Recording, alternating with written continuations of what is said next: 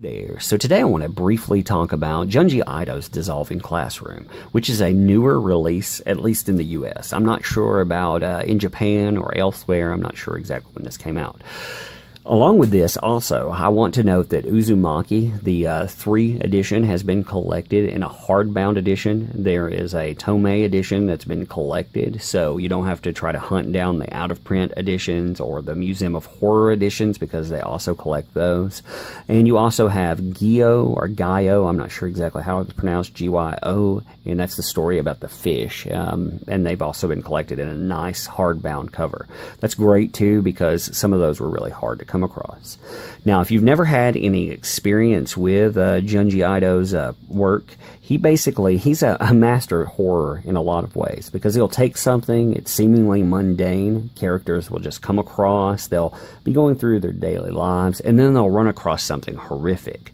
It's pretty interesting. There's some very interesting videos out there that explain how that relates in comparison with normal tales. You know, when you're going through, you have a specific climax and all that. And all in all, I think that's very nice to look into. Now, I'm going to show you an image from a different book because I don't want to include spoilers here yet, and this is just going to be out of the blue. So, you notice a character here. He's sleeping in a hospital. This guy decides that this guy is terrified, so he'll stay with him for the night. He wakes up in the middle of the night, he hears something, he looks over, and there's something that's attached to the guy. Almost it looks like he's kissed, he's being kissed or something. Guy stammers, you stop. He looks up. The kid opens his mouth, he's like, oh, and he spits out an eyeball. The boy screams, you have the, oh, wait, and then this runs off. Now I'm going to leave there. I didn't want to ruin any story here. That's actually from Fragments of Horror, just a note, and that's from the story Blackbird. Blackbird is an awesome story, so I don't want to include too much there. This, in the Dissolving Classroom, is about 2 siblings as they travel along and some of the things that follow them. Now, I do not think that this is as solid of a story as I've come to expect from a lot of his stuff. A lot of these stories are one-offs, and some of the horror, it tries to be shock value horror, and some of it just doesn't work for me. But I do still like the presentation, and all in all, you're talking about thematic exploration where you're following 2 characters around, you're learning about them, and as you learn about them and you see the horror that they become involved with, there's an enjoyment to that. Now, looking at this cover, I really like this edition. You can see that you have raised characters here. I don't know if you can actually see that or not, where it's but these 2 are raised above that. And then you have a glossy cover, so it's going to stay looking good for a while as long as you're careful. Also, one of the things I like about the glossy covers like this, it actually makes the edges a little more solid, so you don't have to worry about these being ruined in transit. One of the things I really hate with Amazon is the fact that they will send a lot of your stuff in a paper mailer, and that's very annoying. In the price on that for cover is $12.95, $6 something, under $7 at Amazon right now. It's a really good deal. Now I'm going to open this. There will be spoilers included because I'm going to briefly explore this, and I'm actually going to look at one of the first stories here to give people an impression of what type of stories are included. Now, if you look in here, I believe you have 7 stories. We'll look through the names just to see, but you have Dissolving Classroom, Dissolving Beauty, Dissolving Apartment, Chizumi in Love, I believe that's how it's pronounced, Interview with the Devil. Then you have these separated, The Return and Children of Earth, as well as an Afterward. Okay, so we're going to actually look at Dissolving Classroom. So Dissolving Classroom. Any names that I butcher, I apologize. I'm not good with foreign names. So, The New Student was strange right from the start. This is Azawa. He will be in your class starting today. Okay then, introduce yourself. Yes, sir. I'm Yuma Awazama. Hey, Kyoko. He's kind of hot, right? Sure. And I am terribly sorry. Why is he apologizing? He's pulling that gag already. Too funny. You hear all the laughter. I'm very sorry. I'm so sorry. And she seems very confused by this whole ordeal. So you have the teacher. He's looking at him. He's bowing still. You hear the bell. Students are following along. Now he bumps into another person. Excuse me. I'm so sorry. She looks around the corner. She still seems confused there. Now there's cleaning going on, and he knocks over a vase. Bam. Ooh, now you've done it. I'm sorry. I'm so sorry. Sir, I'm sorry. Please forgive me. There's no way I can make up for this. I can't apologize enough. It's fine, really. It's just a broken vase. Go clean it up. Did you hear about the weird kid who transferred into 2B? He apologizes all the time, like he has guilt issues. The other day, he was standing on the sidewalk, apologizing to everybody who walked by. Is he nuts or something? Right, so he's in the bathroom now. Hey, Yuma, you gonna apologize today? I'm really sorry. Come on, your heart wasn't in it. You gotta do it better. Get on your knees, and I mean it. It's all my fault. Please forgive me. You want us to forgive you? Then drink some toilet water. Now, these are classic bullies, I suppose. You have her walking by. She sees him stumbling out of the bathroom. He looks up. He's wet, where he's probably been drinking toilet water. Azawa, what happened to you? You're soaking wet. Was it Mida or Mida and his crew again? Here, use this to clean up. Sorry. I'm so sorry. Yuma, you apologize too much. You can't be so servile all the time. Why are you constantly apologizing? Miss Kiyoko, Arasuma, I'm not sure how to pronounce that. I'm so sorry.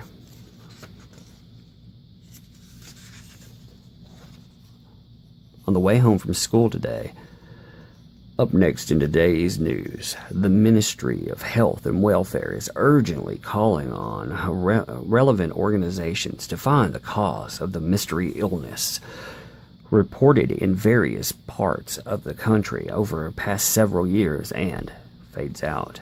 So she notices somebody following her. She looks back. The strange girl's been following me. She looks very strange here. Her eyes are all whacked out. She's creeping me out. So she decides to run. Ooh. So she gets up to the line. The little girl pops out. Little girl, like I said, she looks like a crackhead here. What's with her? Little girl's laughing. Who the hell are you? Brains. Give me your brains. Let me suck them. Let me suck out your your soft, juicy brains. Huh? Stay away from me. She's running. Runs right out in front of a truck because, of course, when you're running, you can't notice anything. She wakes up in the hospital, I guess. Luckily, she didn't break any bones. She should be released in a week. Thank you so much. Oh, I'm so glad. Me too. But why did you jump out in the street like that? It's nighttime. Kyoko, you're awake. Looks like you were having a nightmare. Kyoko, why did you jump out into traffic? The girl. There was this creepy girl following me around. She was really scary. What are you talking about? What girl? I don't know. I've never seen her before. So you see, who is it? Oh man, it's our apology boy. Yuma. A friend of yours? Yeah, he's in my class. Oh, how very sweet of you to visit. I'm really so terribly sorry. What? I can't apologize enough for what happened to your daughter. What are you talking about? What happened to Kyoko? It's my little sister's fault. Revelation. What? We'd better talk about this in a hall. Come along. Slamming the door here. His sister, that creepy girl, is Yuma's sister. Later, my mom told me what happened. Yuma apologized profusely. My dad was furious, saying he'd call the police. Yuma begged him not to, on his hands and knees. Then Dad told him to call his parents, and then Yuma confessed that his parents had passed away, and it was just him and his sister. Yuma came to the hospital every day and apologized to my parents. Eventually, they were mollified. I began to look forward to him visiting, too. His apologies began to feel oddly relaxing, like my mind and body would just melt away. 1 week later, I'm glad you weren't hurt too badly. I really am sorry. Okay. Oh, it's okay. It's not your fault. No, it's my fault. What? My sister, Shizumi, she used to be such a sweet little girl, but she changed. It's like she's a different person. Her heart became twisted, and that must be my fault. Did something happen? When I was little, my parents were really strict. They would yell at me a lot. I found an outlet for all that stress in killing small animals, bugs and frogs and snakes. I think that must be what did it. Huh? I think it's divine wrath. Shizumi is possessed by a snake. I'm sure of it. The snakes I killed have cursed us. No way. That can't really. Not long after that, the rumors started to spread around town. Rumors of a creepy girl who would appear on street corners and stalk women and children. And as if to prove the rumors true, I'm so sorry, my sister. Groveling ain't gonna fix it. I'm calling the police. Yuma. So she runs. She decides to apologize too. Please allow me to apologize too. Please forgive us. Please, we're very sorry.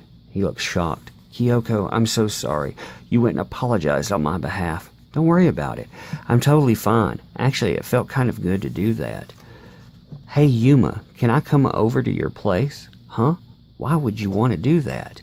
I want to be Shizumi's friend. What? I really think I could. I'll open up her heart and let out the part of her that wants to stop this. That's crazy. You don't know how evil she is, Kyoko. Anyway, I have others to apologize to. See you. And he runs off. She's like, oh. So, of course, she can't let that idea go. Fine. I'll go over by myself. I'll go and talk to her directly. I know where Yuma lives anyway. Thinking back, I must have been crazy. Did getting on all fours to apologize with Yuma give me some kind of high? This must be the place. Ding dong, ding dong. She knocks. Oh, it's open. So she decides she's going to go inside because that's always a good idea. Shizumi! Shizumi! Oh, there's something, a smell. You can always tell. I always like the drawings with the smell. It smells like something rotten. Shizumi, I'm coming inside, okay? She opens it up. She looks around. The smell's still lingering. She's startled for a moment. Ah! What do you want? I came to be your friend. Friend? You can be my friend if I can slurp out all your brains. Your brother has to go around apologizing for you all the time. How do you think that he feels? How does he feel? Oh, he feels like he's died and gone to heaven. Well, what do you mean? He doesn't apologize for me. He apologizes because he likes it. Well, the more he apologizes, the more he's overtaken with pleasure. Now, this narrative changes, depending on the story. So it's kind of interesting, too, as we move along. He's completely hopeless. It's because he killed so many snakes and frogs when he was little. I know. It's because he was so stressed out. Because your parents were so harsh. But he regrets it now. Please forgive him. Stress. Don't make me laugh. He didn't kill those animals out of stress. It was for the ritual. Ritual? Yes. He was sacrificing them to the devil. Up in the hills outside of town, he was trying to summon the devil. And it worked. Lies. It's totally true. One day, he came back from the hill shivering all the way, and then he groaned in his sleep all night long. Forgive me, I'm sorry. That was the proof he'd met the devil. I won't do it again. But not to apologize to anyone in front of him. He praised to the devil for forgiveness. And then the apologies began to be accompanied by the most exquisite pleasure. And that's when he became addicted to apologizing. I'm sorry. You can see him apologizing there. Shizumi, stop making up stories. How can you say all that about your brother? Oh, you don't believe me? Then I've got something to show you. She opens the door. Up, dun-dun-dun, heads. It's our mama and papa. But their brains already leaked out, so they're all empty. Ah, no! And she runs out. That's insane. Those had to be fakes made out of paper mache. Obviously, none of that's true. Kyoko, dinner's ready. Oh, you can see them sitting there. They're sniffling, sniff, slurp. Their noses are running very nastily, I might say. You both have colds, or is it allergies? Man, allergies there must be terrible if you look like that at your table. Or something. Our noses have been running all day. They're blowing their noses, too. But, Mom, where's dinner? These are just empty plates. Huh? Oh, sorry. Snip. That's strange. I thought I made dinner. What? You're kidding, right? This cold is making me so spacey. I'll start it now. I don't need any. I'm not hungry anyway. I'm going to bed. She goes up. Oh, she's sniffling too. Oh no, not me too. I caught their cold. Ding dong. Everybody at school is sniffling the next day. Okay, let's get started. The teacher's nose is also nastily running. Let's study trigonometric, I can't say that, sorry, functions. What's a trigonometric function again? Sniff, sniffle, nasty noises, gross nose. Look how far that's falling out of his nose and onto his hand. It looks like he's catching it in his sleeve. I feel woozy. Now, of course, our apology boy, he's just sitting there. No problem there. Okay. So, yo, Yuma, we want to see you apologize today. Sniffle. His nose is all nasty and running. I'm sorry. Please forgive me, Maida. It's all my fault. Please have mercy. I'm so very sorry. Look, it's running worse. Now it's running out of his eye. You can see it start there. It's oozing out of his mouth. Hey, Maida, you guys, stop picking on Yuma.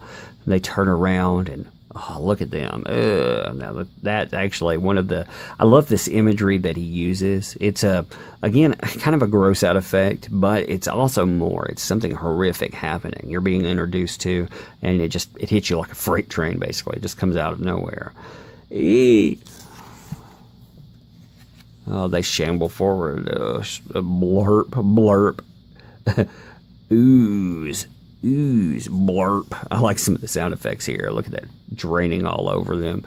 He's got a weird gait too. Look how high off the ground he is. Oh, his leg stumbles. That actually looks very painful too. It looks like it snaps there in his knee. I don't know how the translation of that goes. Whoomp, he hits the floor. This funk is following. And he leaks out all over the floor here. They're all leaking there.